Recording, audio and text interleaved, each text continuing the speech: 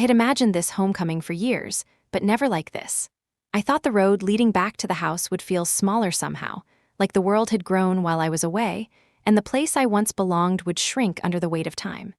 Instead, the road felt longer than I remembered, lined with trees that bent over the pavement like watchmen, unwilling to let me pass without judgment. My duffel bag pressed against my thigh, heavy with the kind of weight no one else could see. It wasn't the uniforms folded inside or the old medals wrapped in cloth at the bottom. It was the years themselves, the 20 years of service that had carried me from one desert to another, from the hum of servers in hidden rooms to the silence of nights in foreign cities. And now here I was, standing at the edge of a driveway that once meant safety. The iron gate rose taller than memory. I remembered climbing it once as a child, daring my sister to follow, scraping my knee so badly the scar still lives on my skin. But the gate now looked sharper, polished, less like an invitation and more like a wall. Water trickled down its bars in silver lines, catching the gray of the late afternoon sky. I stood there longer than I meant to, waiting for something inside me to move, for some internal command to say step forward, claim what is yours. Instead, there was only silence. I pressed the buzzer on the intercom. A harsh crackle answered, nothing more. I pressed again, harder this time, as if force could summon recognition. The static was followed by a click, then silence again. My throat tightened. I said my sister's name softly, letting the syllables roll into the wet air. No reply. The front door opened then. She stepped out, her posture straighter than I remembered, her blazer tailored, her phone already pressed to her ear. She stopped at the top of the steps, her eyes narrowing as if I were a solicitor, a trespasser, anyone but blood. She did not greet me. She spoke into the phone clearly, saying there was someone at her property claiming to be family. The words cut into me in a way bullets never had. My hand lifted instinctively, like I might salute, but I let it fall. I told her my name, my voice low but unshaking. For a moment, just a flicker, her eyes shifted. Recognition passed like a shadow, but then it was gone, replaced by stone. She said I had been gone too long, that this was no longer my home, that my name was not on the deed, not in the will, not anywhere. Each word landed like a gavel strike, final and cold. I wanted to argue, to tell her about the tree at the side of the house that still scratched against the attic window. I wanted to remind her how I had fallen from its branches, broken my arm, and how we had laughed even through my tears. But my throat closed around the memory, refusing to let it out. She would not have cared. The woman at the top of those stairs was not my sister anymore. She was a gatekeeper, a stranger with my blood in her veins. The whir of tires pulled my eyes to the street. A police cruiser approached slowly, its blue lights flashing but the siren silent. The officers stepped out with the caution of men who already suspected trouble. The older one recognized me before the younger could even close his door. He called my name with hesitation, as though unsure if the sound still belonged to me.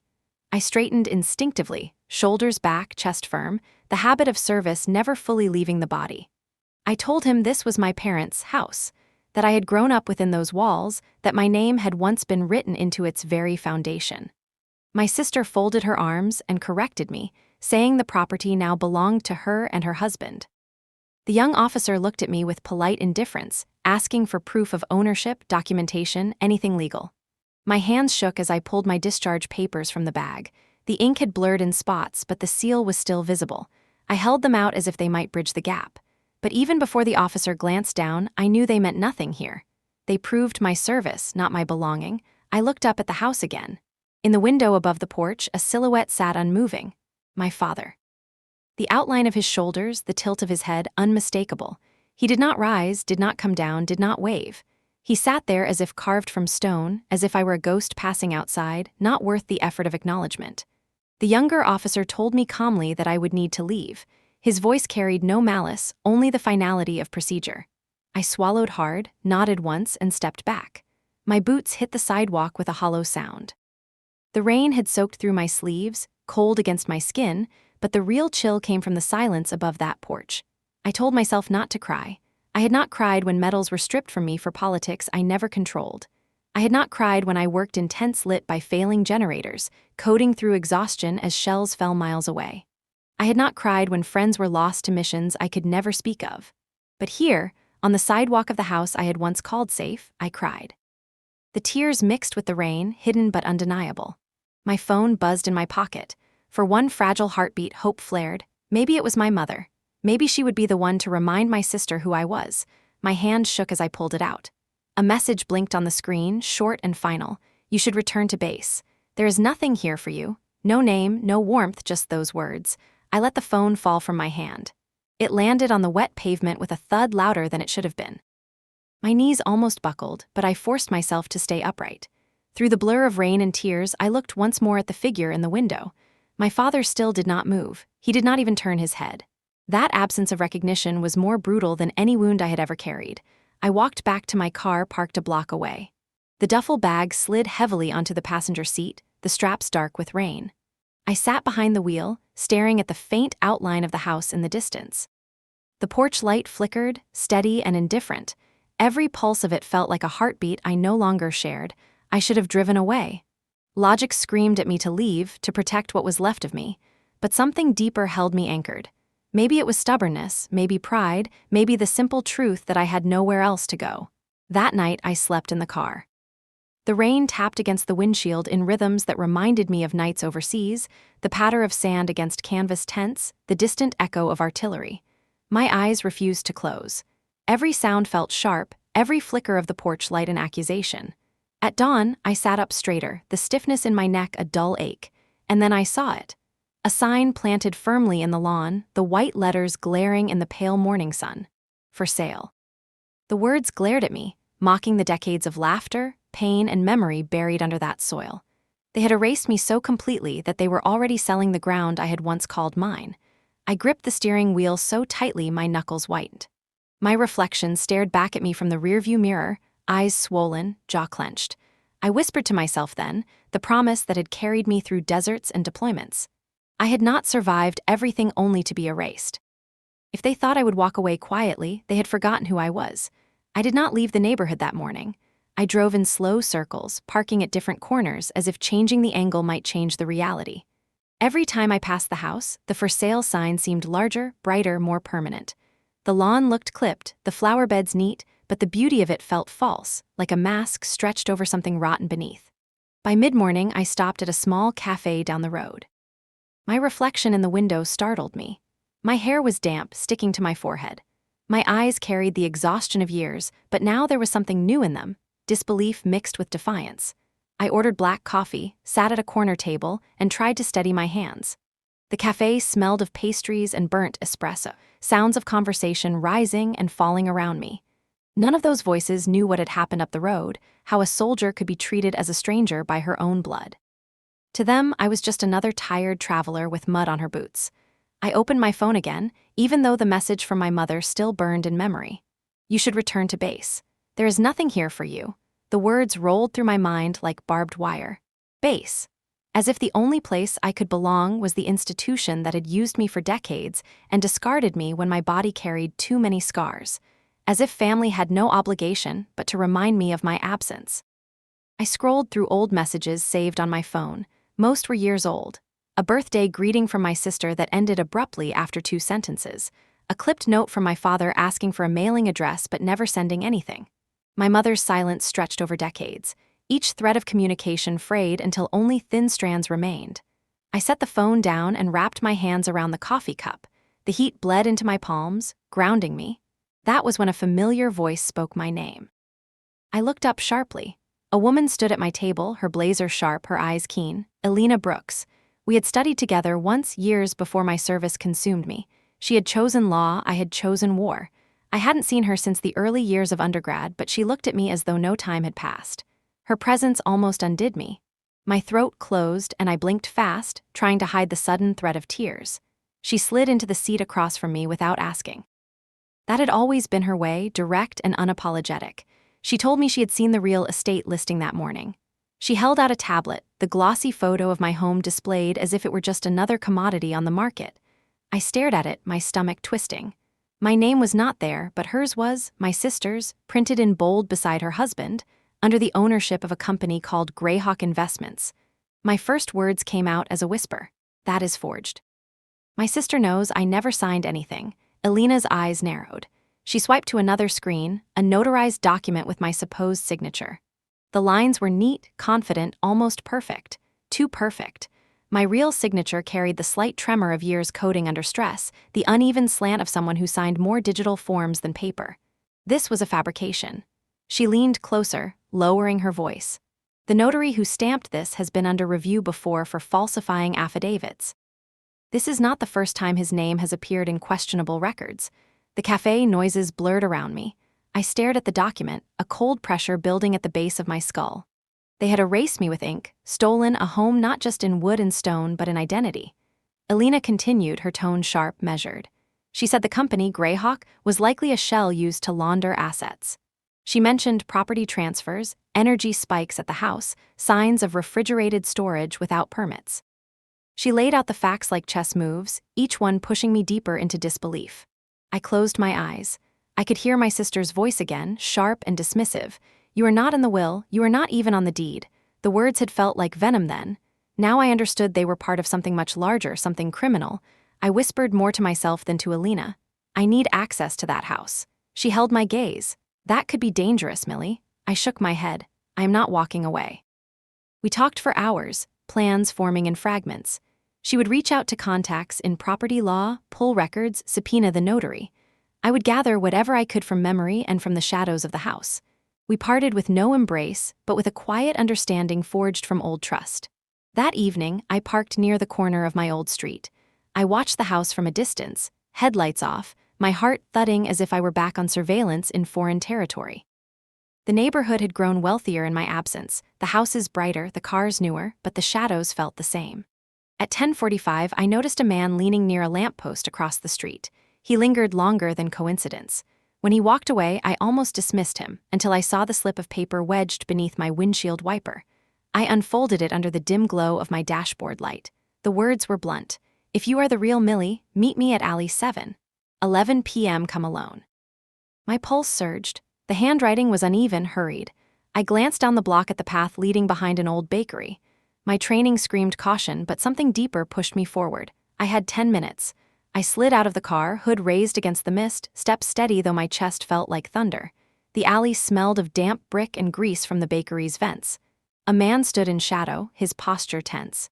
He introduced himself as Ethan, a former Marine-turned-mechanic. His voice was low, urgent.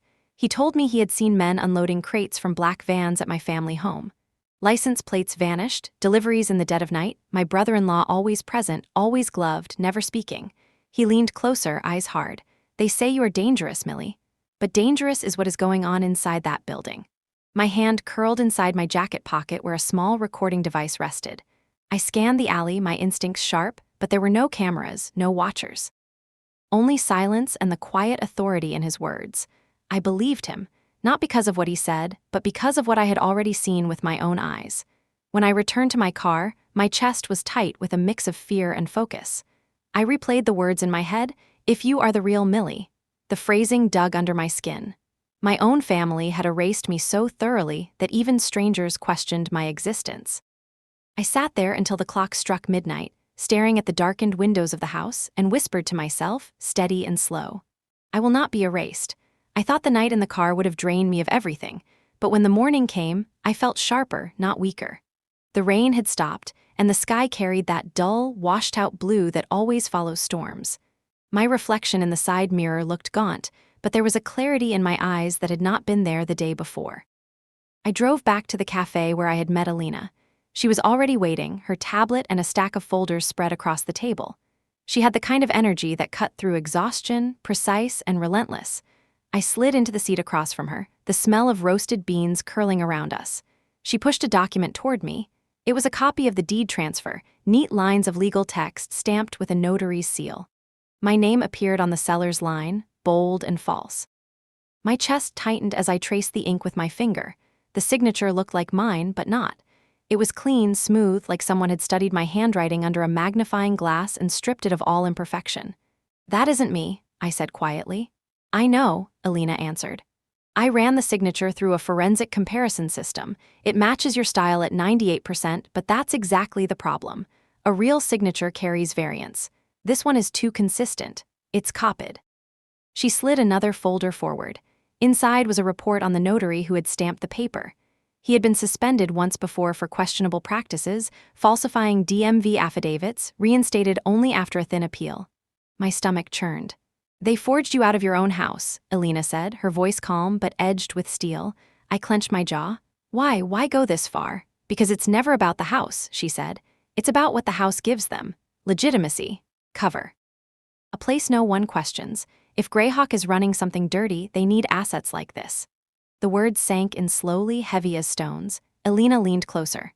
"We'll challenge it, but you have to be ready. This isn't just about paperwork. If they've already erased you on record, they'll fight to keep you gone. You'll need proof stronger than their lies." Proof. The word echoed in my head like a mission directive. I had lived on proof my entire career: logs, codes, traces of intrusion left on networks. I could follow ghosts across continents if they left a line of data. Now I would do the same with ink and signatures. I left the cafe with copies of the documents tucked under my arm, the air outside heavier than before. The street bustled with normal life, people carrying bags of groceries, children tugging at their parents' coats. None of them knew that one woman's existence had been wiped from paper. That afternoon, I parked 2 streets away from the house and walked the rest of the distance on foot. The for sale sign gleamed under the pale sun, its letters screaming permanence. I stayed hidden near the corner, my eyes fixed on the building that had been mine. Movement caught my eye.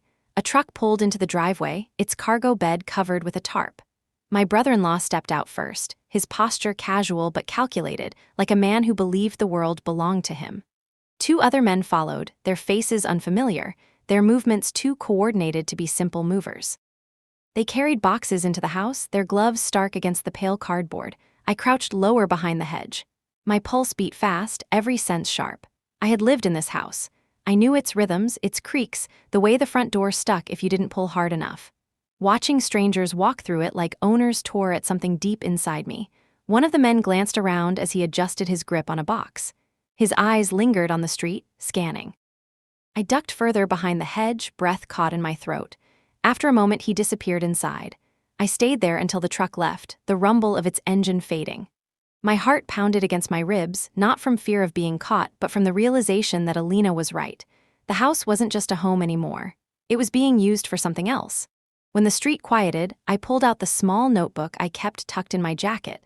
I scribbled times, descriptions, plate numbers. The old instincts never left. Surveillance was survival. Later that evening, Elena called, her voice was brisk. "I found something you need to see." We met at her office, a cramped space stacked with files and law books, the blinds drawn tight. She slid a printout across the desk. It was a financial record, a transfer of property 3 months earlier. The seller's name was mine. The buyer was Greyhawk Investments. I stared at the paper until the lines blurred. "That's not me. I never signed."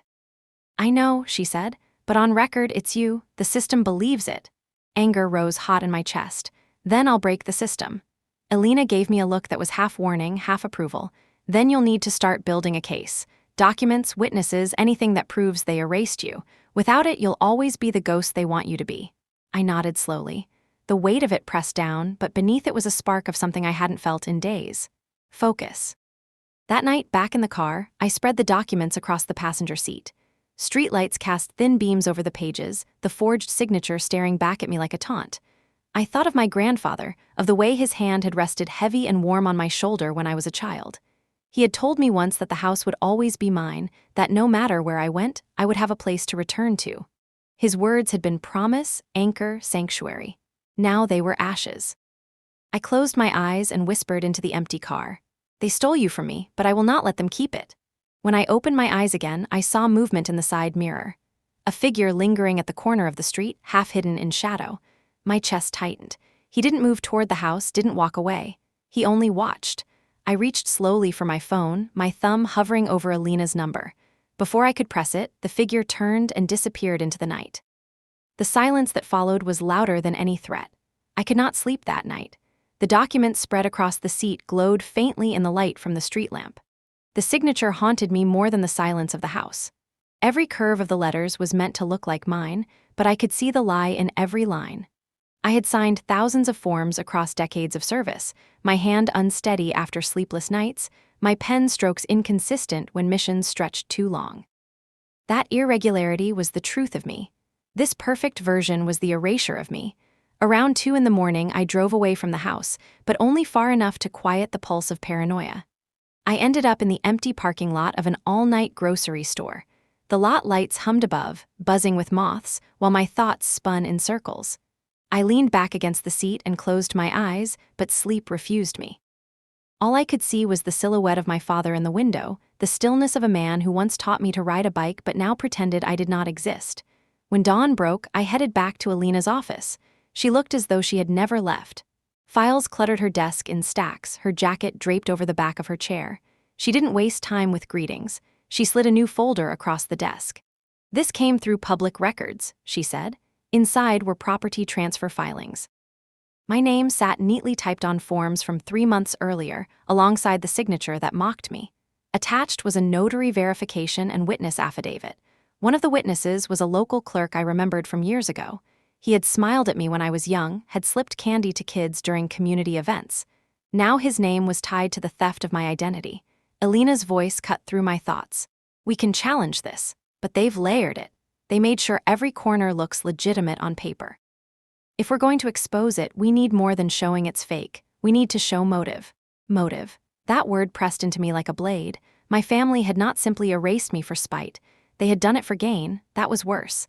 I asked Alina what Greyhawk was really hiding. She sighed and tapped her pen against the desk. "Shell companies. Greyhawk has ties to at least 3 entities registered in Nevada. The money moves in circles, but it always ends up back here. And the property, your house, is central. There's no permit for renovations, but utility spikes show heavy power use in the basement. Something is being run there. Refrigeration, maybe storage. Whatever it is, it's not legal." The air felt thin. "So they didn't just take my home, they turned it into cover." She nodded. "And that makes this more than a family dispute. It's fraud, maybe worse." I pressed my palms against the desk, leaning forward. "Then we find it. We pull every thread until the whole thing unravels." Alina studied me a moment, then nodded slowly. "You're going to need to be careful. People who forge deeds don't stop at paperwork. If they feel threatened, they'll strike back." Her warning stayed with me as I left. Outside, the world moved with casual indifference, cars, laughter, the rhythm of normal life. My own life, by contrast, had turned into a battlefield again. That evening, I parked once more within sight of the house. The for sale sign still mocked me, but my attention fixed on the back alley. I had chosen my spot carefully, behind a half-collapsed fence that gave me a view of the rear lot. The air was heavy, the sky sinking into night. At 11, the low rumble of engines reached me. 2 black trucks rolled up without headlights. They stopped close to the back entrance. 4 men stepped out, moving with the efficiency of those who had done this before. One carried a clipboard, another checked his watch, and then my brother-in-law emerged. He moved with confidence as though orchestrating a routine delivery. I clipped a small camera to my collar, the lens angled through a gap in the fence. My hands shook as I pressed the recorder on, capturing the shadows moving boxes from truck to door. Everything was gloves, silence, efficiency, not the messiness of moving furniture, the precision of smuggling. Then I heard it. A voice from inside, muffled but sharp. "If she finds out, sever the tie, no warning." The words froze me. My breath hitched. I knew that voice. Gravelly, deliberate, carrying the cadence of years. My father. My throat tightened as though the air had turned solid. I replayed it in my mind, unwilling to believe, but there was no mistake. It was him. The man who had refused to look at me from the window was now plotting my erasure. I withdrew slowly, every nerve screaming. My fingers curled around the recorder like it might burn me. I slipped back into my car, slammed the door shut, and sat there in silence, shaking. Back at Alina's office the next day, I played the audio for her. She listened with her brow furrowed, her jaw tense. When the line came, the voice of my father, her eyes flicked to mine. "That's enough to raise questions," she said, "but not enough to prove. We'll need more." Her words were practical, but the weight of them crushed me. It was not enough that my family had stolen my home. Now I had proof they were willing to cut me out of existence entirely. I left her office numb. On the street, people moved around me, their laughter sharp, their lives intact. I walked like a ghost, invisible, erased. That night, back in the car, I stared at the house until dawn. My eyes refused to close, haunted by the echo of his voice. "Sever the tie. No warning." The words became a drumbeat in my skull. At sunrise, I found another note slipped under my windshield. The handwriting was the same as before. It said only, "You are playing with fire." The note stayed in my pocket all day, the words burning against the fabric as if they could sear through. "You are playing with fire." I had lived with fire my whole career. Explosions in desert cities, sparks from overloaded servers, the heat of battles fought in silence behind screens. But this fire was different. This one carried my family's fingerprints. I drove aimlessly through the city, my duffel bag still in the back seat, the papers Alina had given me scattered in folders. My mind kept circling the same thought. Someone wanted me gone. Not just pushed aside, but silenced. I thought of my sister's cold eyes, my mother's message telling me to return to base, and the still silhouette of my father in the window. Each memory layered like a wall pressing tighter against me. By evening, I found myself back near the house again. The for sale sign gleamed under the porch light, mocking in its permanence. I parked further down the street this time, almost hidden behind a row of hedges. I told myself I was here for evidence, for proof, but deep inside I knew it was something else. I couldn't stay away, not yet. The night was heavy, the air sticky. Around 11, I saw the familiar black truck pull into the alley behind the house. My chest tightened. I clipped the camera back to my jacket, steadied my breath, and moved into the shadows. I crouched near the half-broken fence where I had hidden before. The rumble of engines filled the quiet, 2 trucks this time, both without lights. 4 men stepped out, carrying boxes with gloved precision. Then my brother-in-law appeared, his stride confident, his hand gesturing toward the rear door like this was a choreographed routine. I pressed the recorder on. My pulse pounded so loudly I feared it would drown the sound. I watched them unload in silence, the crates moving from shadow to shadow. And then it came. A voice from inside, low but clear enough to cut through the hum of engines. If she finds out, sever the tie. No warning. The words hit me like a rifle shot. My breath caught, and the world narrowed to that single line. I knew the voice. Gravelly, deliberate, wrapped in the cadence of the man who had raised me, my father. For a moment, I couldn't move. I replayed the sound in my head, hoping it was imagination. But there was no mistake. It was him. The man who had sat still in the window while I begged for acknowledgement. The man who had once tied my shoelaces and told me to be brave, now planning my erasure. I stumbled back from the fence, my legs weak. My fingers curled so tight around the recorder that my knuckles whitened. I forced myself to breathe slowly, to retreat step by step until I reached the car. My body trembled as I slid inside, locking the doors, though I knew it would not stop them if they wanted me gone. Inside the dark car, I replayed the audio. His voice echoed again, deliberate and cold. Sever the tie, no warning. The certainty in his tone left no room for doubt. He was not protecting me, not even indifferent. He was orchestrating. I pressed my forehead against the steering wheel and let the tears come, silent but relentless. Not because I was afraid, fear I could manage, fear was familiar, but because betrayal from within cuts deeper than any enemy's bullet. When dawn broke, I drove to Alina's office. My body moved through the motions though my mind felt shattered. She was waiting, her jacket thrown over the chair, coffee steaming beside her laptop. I handed her the recorder with shaking hands. She played it, her brows furrowing as the words spilled into the quiet office. When the line came, his voice, unmistakable, she glanced at me sharply. "That is him?" she asked. I nodded. My throat was too tight for words. Alina sat back, folding her hands. "This changes everything." Her words carried weight, but not the kind that soothed. They were the weight of a new battlefield opening. She explained that audio like this could raise questions, could form the skeleton of a case, but it was not yet enough. Courts wanted more. They wanted corroboration, chain of custody, context. I barely heard her. My mind was still trapped in the moment of recognition, the voice of my father plotting against me. Alina leaned forward. "Millie, you need to be careful now. If your father is directly involved, the stakes are higher than we thought. This is not just about your sister or her husband. This is systemic within your family, and people who plan erasure don't stop at words." I wanted to argue, to tell her I had faced worse. But deep down, I knew she was right. This was not a battlefield where I could carry a rifle or rely on comrades at my back. This was shadows and signatures, lies and blood. That night, I could not bring myself to sleep. I parked in a different part of the city, far from the house, but the betrayal followed me. Every sound in the dark felt sharper.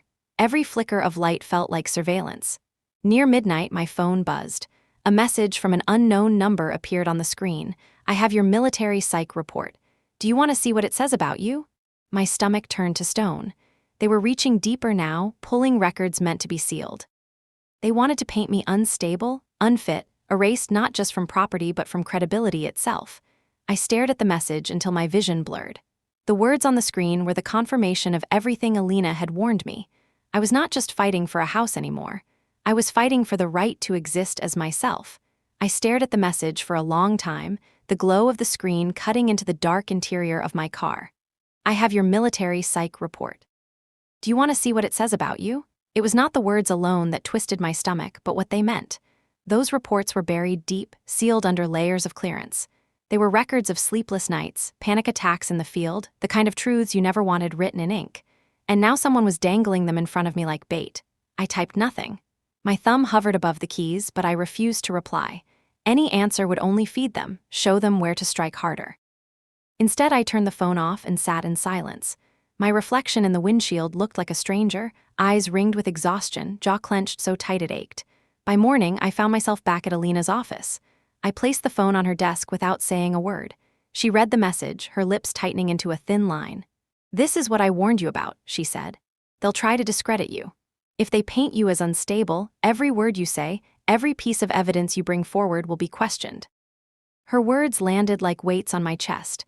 I had fought to survive wars in silence, to keep the fractured parts of myself hidden behind a mask of control. And now the very pieces I had tried hardest to bury were being weaponized against me.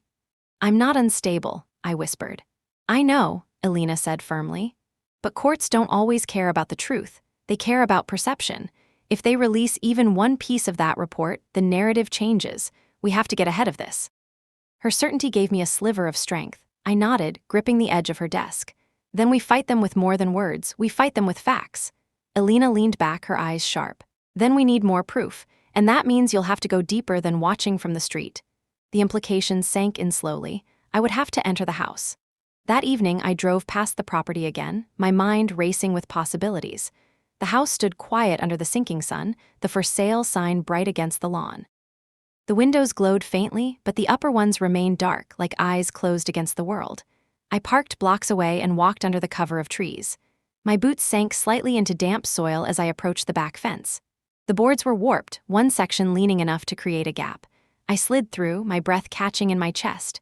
The yard smelled of wet earth and old leaves. I crouched low, moving toward the basement windows. One was cracked open, a faint hum seeping out. I pressed closer, straining to hear. Refrigeration, the steady drone of machines. My pulse quickened. Alina had been right. Something was stored here, something that required constant cold. I lifted the camera, pressing record. The screen glowed softly, capturing the shadows within. Rows of crates stacked against concrete walls. I couldn't see the markings, but the size and uniformity told me this was no furniture storage. A noise behind me froze my body. I turned slowly, my muscles tight. A figure stood at the corner of the yard, half hidden in shadow. My brother-in-law, his eyes locked on mine, cold and sharp. For a heartbeat, neither of us moved. Then he smirked as if this was all a game he had already won. I bolted. My legs carried me faster than thought, vaulting the fence and landing hard on the other side. I sprinted down the alley, the camera still clutched tight in my hand. My lungs burned, but I didn't stop until I reached the safety of my car. I slammed the doors shut, chest heaving. Through the rearview mirror, I half expected to see headlights chasing me, but the street remained still. I drove straight to Alina's office. She was waiting, and when I played the footage, her eyes widened. Crates lined the basement walls, the hum of machinery filling the background. It wasn't enough to prove what was inside, but it was enough to show activity inconsistent with a simple residence. "This is good," she said. Not enough on its own, but combined with the forged deed and the audio, it builds a picture. We're getting closer. Her words should have brought relief, but all I felt was the echo of my brother-in-law's smirk. He hadn't chased me. He hadn't even looked surprised. It was as if he had wanted me to see, to know, because he believed no one would believe me. I left Alina's office close to midnight. The city streets blurred past as I drove, my mind replaying everything. My sister's dismissal, my mother's message, my father's voice ordering my erasure. Each betrayal piled atop the other until I could barely breathe under the weight. I pulled over at the edge of the river, the water dark and restless beneath the bridge lights. I stepped out, the cold air biting into my skin, and leaned against the railing. My reflection rippled in the water, broken by the current. I whispered to myself, to the night. "You will not erase me." The words vanished into the wind, but I felt them settle inside me, an anchor against the storm. When I returned to the car, another note waited under the wiper. The same hurried handwriting, the same uneven strokes. "Stop now or you will disappear." I crumpled the paper in my fist. The fear was real, sharp in my chest, but beneath it burned something stronger. determination. They had taken my home, my name on paper, even my father's loyalty. But they would not take the truth, not while I still had breath. The note stayed in my hand long after I had crumpled it. Stop now or you will disappear. The letters pressed into my skin like a brand, and even when I tossed it into the river, the words echoed inside me. I had been threatened before, in deserts, in back alleys of foreign cities, in the anonymous hum of digital warfare. But this was different. This wasn't a faceless enemy across a border. This was family. Sleep never came that night. I sat in my car with the seat tilted back, staring at the thin line of dawn crawling across the horizon. Every shadow outside felt alive. Every passing set of headlights made my hand inch closer to the knife I kept tucked beneath the seat. I hated how quickly I had slipped back into old habits, waiting for danger, calculating exits, mistrusting silence. The battlefield had shifted, but the survival instinct was the same. By morning, Alina called. Her voice was tense, clipped.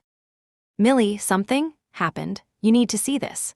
I drove to her office, the city blurring past me in streaks of gray. When I arrived, she had a newspaper spread across her desk. My stomach dropped before I even read the headline. Former military analyst faces questions about mental stability. My name glared back at me from the page, attached to words like unstable, erratic, unfit for service. The article cited sources familiar with classified files, hinting at psych evaluations from years past. None of it was supposed to be public. It wasn't just a smear, it was an execution of credibility.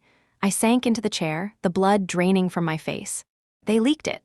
Alina's eyes softened, though her jaw stayed tight. "This is exactly what I warned you about. They're trying to destroy your legitimacy before you ever set foot in court." I ran a hand over my face, the paper crinkling under my palm. The words blurred, but the damage was clear. To anyone reading, I was no longer a soldier who had served 2 decades.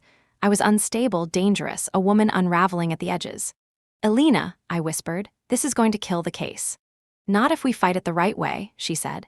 "Leaking sealed military records is illegal. If we trace the leak, we can expose them. But you have to stay steady. If you lash out, you'll prove their point." Her words made sense, but inside me, a storm raged.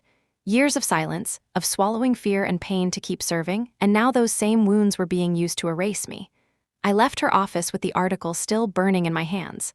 Outside, the world moved on like nothing had happened, people carrying groceries, kids laughing on sidewalks. No one knew that one headline had just been weaponized against me. That night, I didn't go near the house. Instead, I drove out past the city, stopping at an abandoned lot near the river. The water glistened in the moonlight, the hum of insects the only sound. I leaned against the hood of my car, the cool metal grounding me. I thought about the first time I had been evaluated in the field. A mission gone sideways, a teammate lost, the weight of his absence crushing my chest until I couldn't breathe. They had written words like panic response, anxiety under duress. I had hated the ink more than the pain. Ink doesn't heal, ink lingers. Now those words were back, twisted against me by the very people who should have defended me. I whispered into the dark, steady and low, "You will not win this way." The wind carried my voice across the water, scattering it into nothing. But inside, I held onto it like armor. The following day, Alina sent me another file. Financial records, messy but revealing.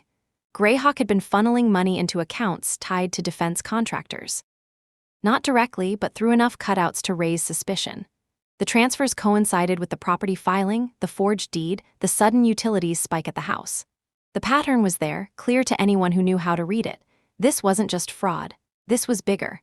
I stared at the numbers, the evidence building, and felt a strange mixture of relief and dread. Proof was coming together, but proof also made me a bigger target. That night, I parked near the house again, hidden in shadows. Hours passed in silence until just past midnight, a light flickered on in the basement window. Shadows moved inside, crates being stacked, machinery humming louder than before, and then I heard it. A voice carried faintly through the night. My father's, not a memory, not a recording. "Live here now, keep her under watch," he said. "If she pushes further, end it." The words froze my blood. My father wasn't just complicit, he was commanding. I stumbled back into the dark, my heart hammering. My camera recorded nothing but shadows, but my mind held every syllable. When I reached the car, my hands shook so badly I could barely fit the key into the ignition. The betrayal cut deeper each time, a wound that refused to close. I drove until the city lights faded, until only the black road stretched before me. I pulled over and pressed my forehead against the steering wheel. Tears came hot and relentless. For the first time, I wasn't sure if I was crying for what I had lost or for the part of me still foolish enough to hope for family. But even through the tears, a fire burned. They could smear me, erase me, hunt me, but I would not let them bury me. Not yet. I did not remember driving back into the city. The road stretched endlessly, and yet somehow I found myself in front of Alina's office again. The night was still heavy when I knocked on the door. She opened it quickly, as if she had been expecting me, and ushered me inside. The moment I stepped into the light, she frowned. "You look like you've seen a ghost." "I have," I whispered. My throat was raw. "He's there, Alina, my father. He's not just silent, he's running it." Her expression did not change, but I saw the flicker in her eyes, the shift from disbelief to grim understanding. She motioned for me to sit while she poured coffee into a chipped mug. I wrapped my hands around it, though the heat did little to thaw the cold inside me. "Alina," I said slowly, forcing each word out. "He told them to watch me, to end it if I went further." She sat across from me, elbows on the desk, her voice low but firm. "Then you need to accept something, Millie. This isn't just about fraud or forged deeds. This is survival. If he is involved, your danger level just tripled. We can't play this halfway." The weight of her words pressed into me. For years, my father had been the steady hand in my life, strict but present. And now, in the shadows, he was the architect of my erasure. I nodded slowly, the decision hardening in my chest. "Then we stop playing, we take the risk." Alina studied me for a long time before leaning back, her eyes calculating. "If we're going to do this, we'll need everything. Surveillance, witnesses, more than documents. You said there were crates in the basement. We need to know what's inside." The idea settled between us like a challenge. My pulse quickened, but I nodded. "Then I'll get inside." She shook her head. "Too dangerous." "Too necessary," I countered. The silence stretched until finally she exhaled and rubbed her forehead. "If you're going to do it, at least let me cover you legally. I'll draft a preliminary affidavit so if something happens, your evidence is filed. You won't vanish without a trace." Her words chilled me more than the night outside. If something happens. I left her office before dawn, the streets empty but for the hum of streetlights. The decision was already made. I would not wait for permission. That evening, I returned to the neighborhood, every nerve alive. The house loomed ahead, familiar yet foreign. The for sale sign still stood in the yard, a mockery of permanence. I circled around to the back, heart pounding in my ears. The basement window was cracked, humming faintly with machinery. I pulled gloves over my hands, slid a thin tool from my pocket, and worked at the latch. Years of training had made me efficient at breaches, though I had never imagined I'd use the skill on my own home. The window gave with a soft click. I slipped inside, landing quietly on concrete. The air was sharp with cold metallic, tinged with something chemical. My breath fogged in the dim light. I crouched, scanning the space. Crates lined the walls, stacked high, labels peeled off or blacked out. I crept closer, my camera recording every step. I brushed dust from one of the crates. The lid was nailed shut, but a corner had loosened. I pried it open enough to peer inside. Metal cases gleamed under the faint light, sealed with coated locks. My chest tightened. These were not household goods. These were components, military grade, the kind that never should have been here. The sound of footsteps froze me. Heavy, deliberate, coming down the basement stairs. I ducked behind a stack of crates, my breath shallow. My father's voice cut through the hum. Calm, commanding. "Check the locks. If they move again tonight, we'll relocate." I pressed myself tighter against the crates, every nerve screaming. I could see his shadow move across the floor, hear the scrape of his shoes on concrete. For a moment, I thought he might turn toward me, that his eyes would find me in the dark. But then he moved away, his footsteps receding. The door shut with a heavy thud. I stayed frozen until silence returned. Only then did I slip back to the window, my heart slamming against my ribs. I pulled myself out into the night, collapsing against the damp grass. Back in the car, I replayed the footage. Crates, sealed cases, his voice giving orders. Proof, but proof that put me in the crosshairs. When I showed Alina the recording the next day, she went pale. This is enough to draw federal interest." "But Millie, if you keep pushing like this, they'll stop trying to discredit you. They'll try to eliminate you." I met her eyes, my voice was steady. "Then let them try, I'm not walking away." She shook her head, frustration sharp in her tone. "You don't understand. They already see you as expendable. They're not just protecting themselves, they're protecting an entire network. You're one woman against a machine." Her words were true, but I had lived my whole life fighting machines bigger than myself. I leaned forward, my voice low. "I've never needed an army, just a reason." For a moment, she studied me, and then she nodded, her expression grim. "Then we build this case until it's unbreakable, and we make damn sure you survive to deliver it." That night, as I sat in my car, exhaustion pulling at me, I looked once more at the house. The porch light flickered, the same rhythm it always had. Once it had been a beacon calling me home. Now it was a warning. I whispered to the dark, steady and unflinching. I am still here, and I will not disappear. The words carried no further than the glass of my windshield, but they were enough. They were mine. Morning light filtered through the blinds of my car, slicing across my face and pulling me from uneasy sleep. My body ached from another night on the stiff seat, but my mind refused rest anyway. The footage from the basement, my father's voice giving orders, it had rewired something inside me. Betrayal was no longer a question, it was fact. Still, Elena was right. Proof wasn't just about what we saw, it was about what could hold up under the weight of scrutiny. Documents, testimonies, history. If I wanted to tear down Greyhawk and the walls my family had built, I needed more than shadows and audio clips. I needed something undeniable. Elena called just after sunrise. I've been digging into probate records, she said. I think I found something you'll want to see. Meet me at the county archive. The words jolted me awake. Probate meant wills. Wills meant the promise my grandfather had once whispered to me in a voice softened by age. This house will always be yours, Millie. I drove to the archive, my pulse quickening with every turn.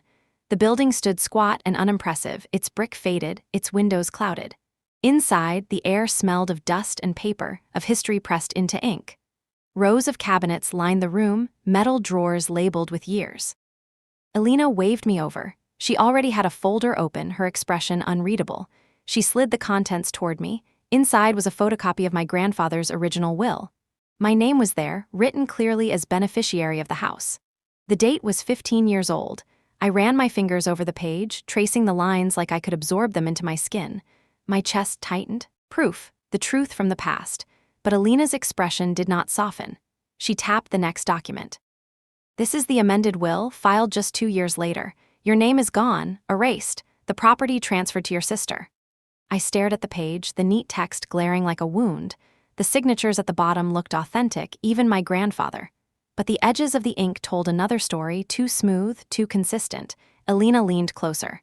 This was tampered with. The original notary retired years ago. His records are incomplete, but if we can find him. Her words trailed off, but I understood. If we could track him, he might confirm the forgery. The rest of the day became a blur of phone calls and dead ends. The notary had vanished into retirement, his trail thin. Elena cursed softly under her breath as she shut another folder. He's off the grid, but if he's alive, we'll find him. I left the archive with the copies tucked against my chest, my hands trembling.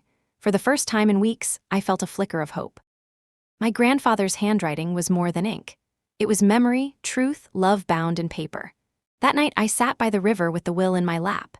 The city lights danced on the water, shimmering like the ghosts of promises past. I remembered the warmth of my grandfather's hand on my shoulder, the smell of his pipe tobacco lingering in the hallway, the steady certainty in his voice when he told me I would always have a home here. Tears blurred the words on the page, but I held on tighter. I will not let them erase you either, I whispered. The next day, Elena called again. I found someone, the notary's assistant from those years. She worked with him on filings, she might have answers. We met her in a nursing home on the edge of the city. The air smelled faintly of antiseptic and roses. The woman was frail, her hands trembling as she clutched a cup of tea. But her eyes, though clouded, still carried sharpness. She looked at the copies Elena laid before her, her lips pursing. I remember this case, she said softly. Your grandfather insisted his granddaughter inherit the house. He was stubborn about it. But later, another document appeared. I knew something was wrong. His signature looked copied, too smooth, but I was just an assistant. No one listened. Her words hit me like a blow and a balm all at once. Proof, fragile but real. Elena leaned forward. Would you be willing to sign a statement about this? Even a short one? The woman nodded slowly. I will. It's time someone knew the truth. We left the nursing home with a signed affidavit, Elena clutching it like treasure. In the car, I stared at the paper, my hands shaking. My grandfather's voice echoed in memory, it will always be yours. That night I parked outside the house again, the affidavit tucked safely in my bag. I watched the lights flicker in the basement, shadows moving, secrets pulsing beneath the ground. But for the first time in weeks, I did not feel powerless. I had history on my side. Still, danger pressed closer. My phone buzzed just past midnight. Another message, no sender listed. Dig any deeper and you won't climb back out. I clenched the phone in my fist, my jaw tightening. Fear coiled in my stomach, but I whispered into the silence, steady and low. "You've taken enough, you won't take this." The night stretched long, but hope burned quietly beside the fear. For the first time, I believed I could win. The affidavit felt heavier than its single page suggested. I kept unfolding and refolding it, as if the ink might vanish if I didn't hold it close. Each word the assistant had written was simple, but it carried the weight of truth. She had confirmed what my gut already knew: the amended will was false, a forgery dressed in formality. Elena scanned the document again in the glow of her office lamp, her lips pressed into a thin line. "This could tip the balance, Millie. It doesn't prove everything by itself, but it ties threads together. We can argue forgery, bad faith, fraud. It gives us a foothold." I sat back, exhaustion sinking into my bones. It feels like more than a foothold. It feels like my grandfather's voice finally reaching me. She gave me a rare, small smile. "Then hold on to it. You'll need that voice in the weeks ahead." The days that followed blurred into routine: archive visits, paperwork, long nights of surveillance outside the house. Each night, the basement lights flickered on. Shadows moved behind those windows, crates stacked higher. I recorded everything. Each file, each timestamp became another weapon in the arsenal I was building. But the threats escalated too. Notes slipped under my windshield. A figure lingering outside the cafe where I met Alina. And once, late at night, I woke to find a car idling near mine, headlights off, only pulling away when I sat up with my hand on the knife at my side. It wasn't paranoia. It was confirmation. They were watching. One morning, Alina called with a tremor in her voice I rarely heard. "Millie, I've found something else. You should come immediately." I drove across the city, my pulse pounding.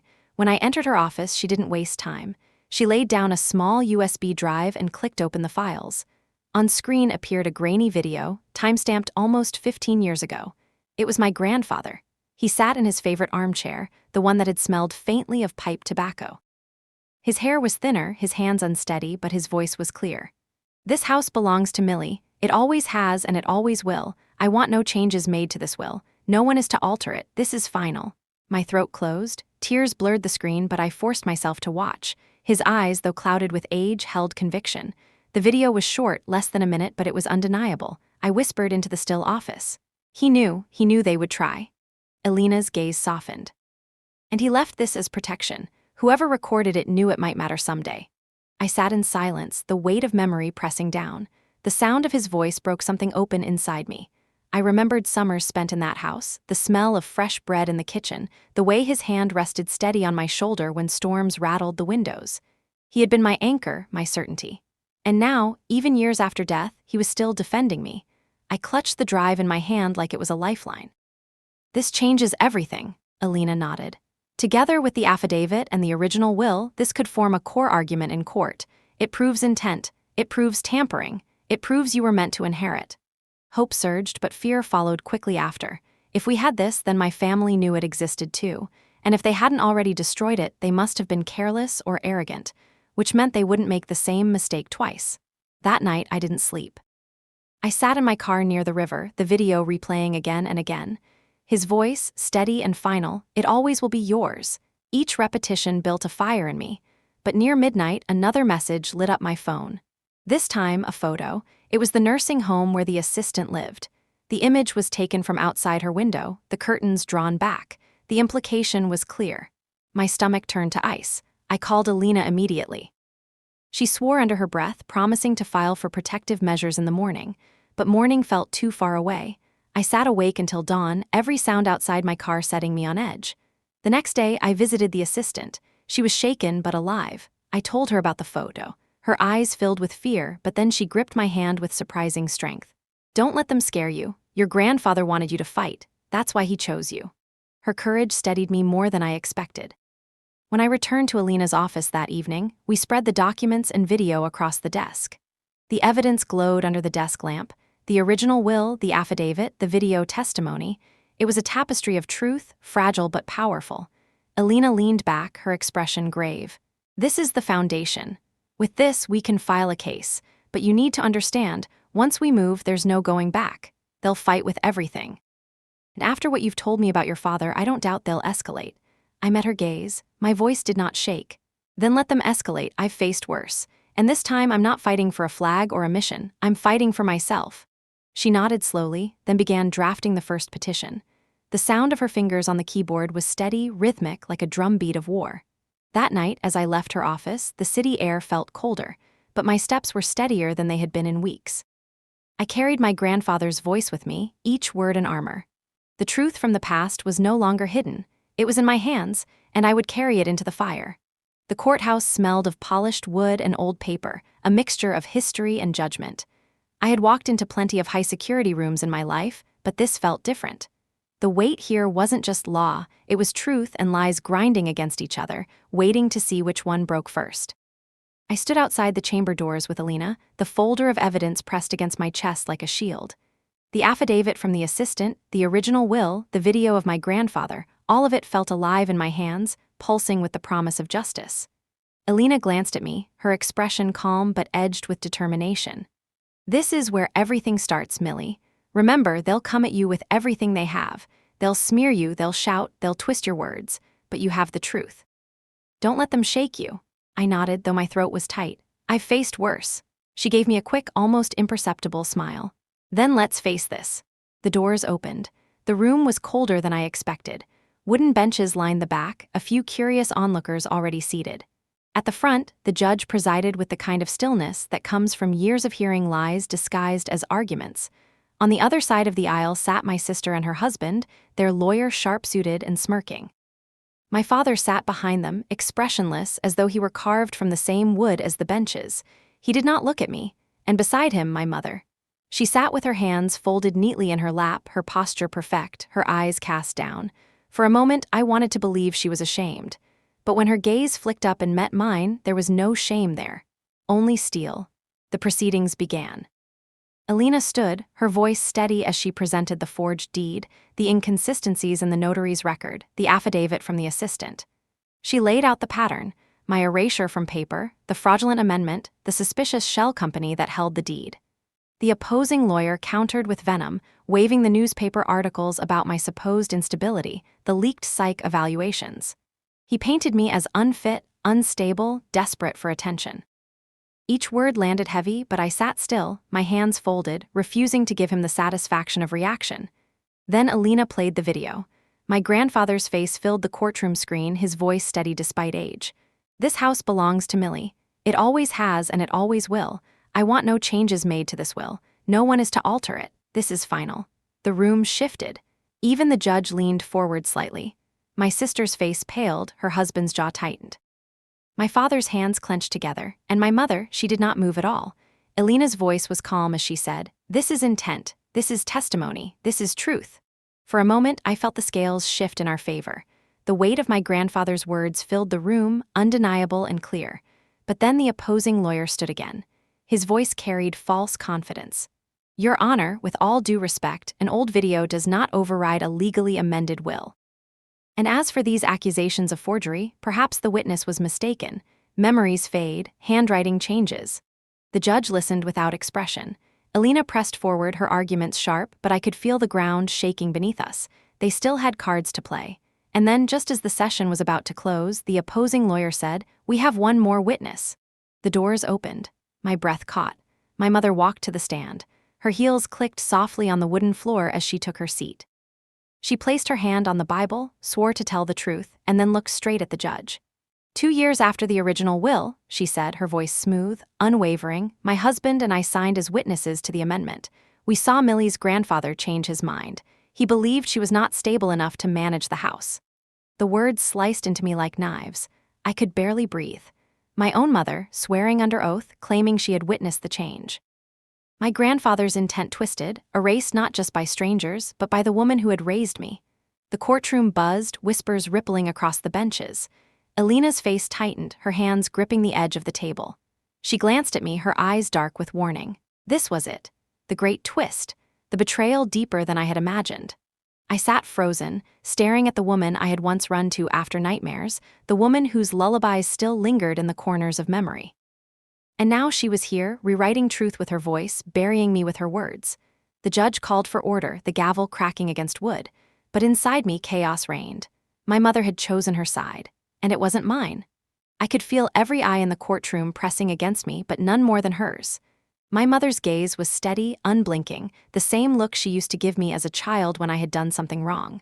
Only now, I wasn't a child, and this wasn't a mistake. This was my life being buried under her words. Alina rose slowly, every movement measured.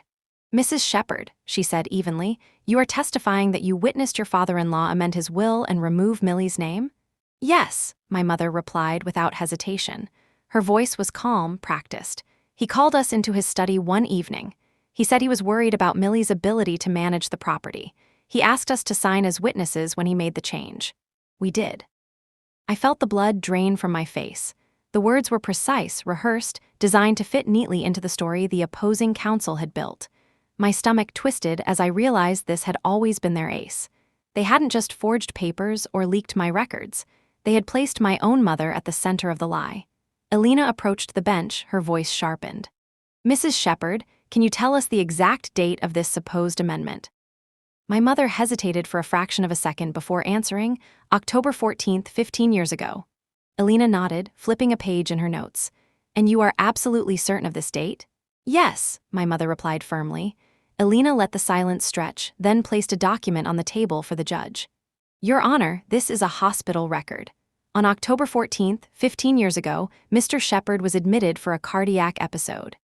He remained in the hospital for 4 days under continuous monitoring. He could not have been at home amending his will that night." The courtroom shifted. Murmurs rippled through the benches. My mother's jaw tightened, but she did not look at me. The judge raised an eyebrow, glancing at the opposing counsel. "Counselor?" The opposing lawyer stammered for a moment, then recovered. "Perhaps my witness is mistaken about the date.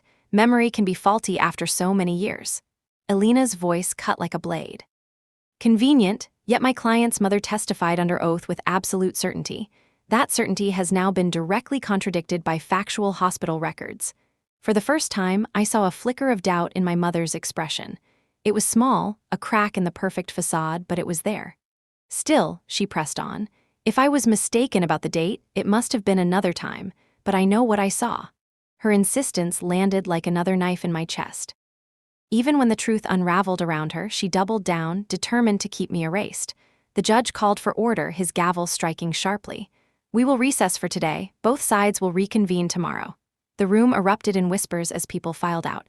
I sat frozen, my hands gripping the table so tightly my knuckles whitened.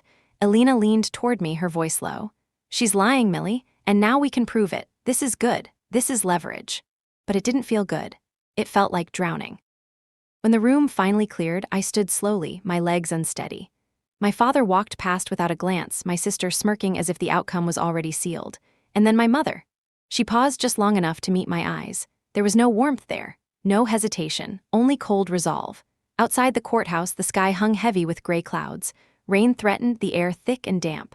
I walked to the steps, each one heavier than the last. Reporters clustered nearby, shouting questions, cameras flashing. I ignored them, pushing past until I reached the quiet of the parking lot. Alina caught up, her hand firm on my shoulder. "Millie, look at me. We are still in this." They overplayed their hand. "Your mother's testimony can be dismantled. We just need to keep pushing." I swallowed hard, my voice low. "It's not the case I'm worried about right now. It's her. Hearing her say those words, Alina, under oath, like I was nothing." Alina's expression softened for the first time that day. "I know. But you can't fight this battle on emotion. Not here. You need to let the facts do the work." Her words made sense, but they didn't quiet the storm in my chest. That night, I sat in my car for hours, staring at the courthouse lights across the river. My mother's voice replayed again and again, slicing through me. He believed Millie was not stable enough. Those words weren't just about the will. They were about me, my worth, my existence. Tears blurred my vision, but beneath them, something harder grew. A fire. They had forged signatures, twisted evidence, even weaponized my family. But the truth still existed, and I had it. The next morning, as I walked back into the courthouse, I whispered to myself, steady and sure, "You will not erase me, not even you, Mother." The courthouse steps felt steeper the next morning, as though the building itself was trying to keep me from entering. Rain slicked the stone, gray clouds pressed low, and the air smelled of storms. I gripped the railing tightly as I climbed, every muscle taut. Inside, the courtroom buzzed with tension. Word had spread about the testimony, about my mother's betrayal. Reporters filled the benches, their pens scratching like insects, cameras flashing when I entered. I ignored them, keeping my eyes forward. Alina leaned close as we took our seats. "Remember what we discussed. Today isn't about defending yourself anymore. It's about exposing them. One by one. You've got the proof. Let's use it." I nodded, though my chest felt tight. The folder in front of me was heavier than steel. The affidavit, the original will, my grandfather's video, the hospital records. Pieces of a puzzle that, when fit together, painted a story of fraud, betrayal, and conspiracy. The session began. The opposing lawyer came out swinging, hammering again at my credibility, waving psych evaluations like swords. But Alina rose calmly, her voice steady as stone. The other side wants to distract you with personal smears. What matters here are facts, and the facts are clear. The amended will was impossible on the date claimed. The witness testimony contradicts itself, and behind it all lies financial corruption. She laid out the bank transfers, the shell companies, the utilities spike tied to the basement. Each fact landed like a hammer blow. I watched the judge's face, searching for cracks, and saw them, subtle but there. Then came the moment. Alina stood, holding the video drive. Your Honor, before we proceed further, I request permission to play this. The screen flickered to life. My grandfather's face appeared, lined but resolute. His voice filled the courtroom. This house belongs to Millie. It always has and it always will. I want no changes made to this will. No one is to alter it. This is final. Silence followed. Heavy, undeniable, I glanced at my sister. Her hands twisted in her lap. My brother-in-law stared at the table. My father sat rigid, his jaw clenched. And my mother, her eyes closed for just a fraction of a second, as though the words pierced even her armor. Alina turned to the judge. Intent could not be clearer. Any later document contradicting this was fraud. The opposing counsel tried to object, to call it sentimental, unreliable, but the damage was done. The video had cracked the foundation of their story. During recess, I stepped outside into the cold air. My hands trembled as I lit a cigarette I didn't even want. I hadn't smoked in years, but the ritual steadied me, the burn grounding me. That's when I heard footsteps behind me, slow, deliberate. Millie, my father's voice. I turned. He stood a few feet away, coat collar turned up against the wind. His eyes were the same ones that had once watched me wobble on my first bicycle, the same eyes that had refused to look at me from the window weeks ago. You need to stop this, he said quietly. Anger flared hot in my chest. Stop fighting for what was mine. For what he wanted me to have. His jaw tightened. You don't understand what you're tearing open. This isn't just about a house. There are things you don't see. I see enough, I snapped. I see crates in the basement. I hear your voice giving orders. I see my mother lie under oath. Don't tell me I don't understand. For the first time, his mask cracked. His eyes darkened, voice sharp. You think truth will protect you? Truth doesn't matter here. Power does. And we have it. You don't. The words hit me harder than any blow. He wasn't even denying it. He was admitting the game outright. I stepped closer, my voice low but steady. Then maybe you've forgotten who raised me. You taught me to stand, to fight, to survive. And now I'm using everything you gave me against you. If power is all you respect, then watch me build my own. We stood locked in silence until Alina appeared, calling me back inside. My father turned away without another word. Back in the courtroom, the afternoon session was brutal. The opposing sides scrambled, twisting arguments, trying to undermine the video, the affidavit, the hospital records. But each time, Alina countered, her precision cutting through their noise. By the time the judge called adjournment for the day, the weight had shifted. Not enough to declare victory, but enough to taste it. I walked out into the evening rain, my clothes damp, my mind racing. The final reckoning was close. Tomorrow, it would all break open. And when it did, I would either walk away vindicated or erased completely. The final day of the trial began under a heavy sky. The storm from the night before had broken branches across the courthouse steps, and puddles pooled at the edges of the stone. I climbed slowly, my hand brushing the railing, every step feeling like it carried years of weight. Inside, the air was taut. Reporters whispered at the back, their pens ready, their cameras waiting for the collapse of one story or the rise of another. My sister sat stiffly beside her husband, both pale but defiant. My father leaned back with the stillness of a man convinced of his own power. And my mother sat poised, her eyes forward, her lips pressed tight. The judge entered. The gavel struck. The room fell silent. Alina rose first. She began with the calm precision that had carried us this far. She presented the chain of evidence one final time, the original will, the affidavit, the video testimony, the hospital records. She drew the lines clearly, cleanly, showing how every thread wove into one undeniable truth. My grandfather had intended the house for me, and every change after that had been the work of lies.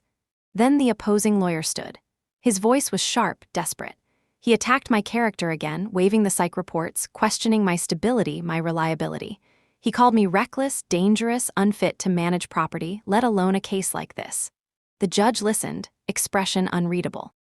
And then Alina did something I didn't expect. She asked for me to testify. My breath caught. I hadn't planned to speak. Every part of this case had been about documents, witnesses, records. But Alina looked at me steadily, her eyes saying, "Now is the time." I stood slowly, my knees trembling, and walked to the witness stand. My heart pounded as I placed my hand on the Bible, swore to tell the truth, and sat. The opposing lawyer wasted no time. He slammed the psych evaluation on the desk in front of me. "Isn't it true, Ms. Shepard, that during your service you were deemed unstable under duress, that you suffered episodes of panic, that you were recommended for reassignment due to emotional strain?" The words echoed in the quiet room. I felt eyes on me, waiting for me to falter. I took a slow breath. "Yes," I said clearly. A ripple moved through the room. Even Alina's brow lifted slightly. "Yes," I repeated. There were nights when I couldn't breathe, missions that broke something inside me, days when I doubted myself, when I thought I wasn't enough.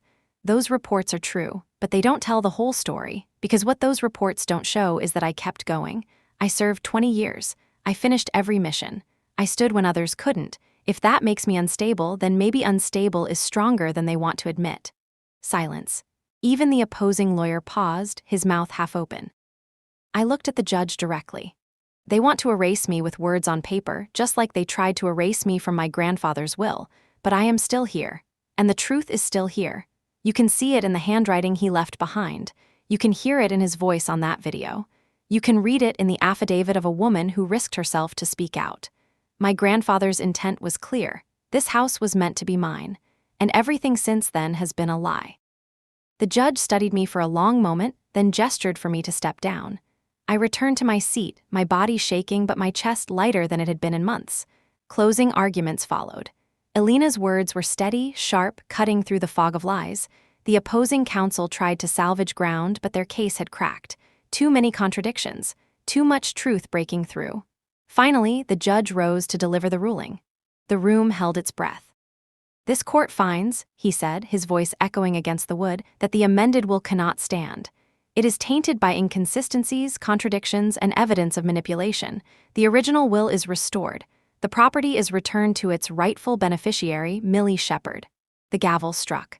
The sound shattered something inside me. Relief, grief, triumph, all tangled into one surge that left me breathless. I turned slowly. My sister's face had gone white, her husband muttering curses under his breath. My father sat rigid, his jaw clenched, but his eyes betrayed nothing. And my mother, she finally looked at me, not with anger, not even with shame, but with something colder, resignation. She had lost. I stood and walked out of the courtroom, the noise of reporters exploding around me. Their questions blurred into static. The only sound that mattered was the echo of the gavel still ringing in my ears. Outside, the storm had broken.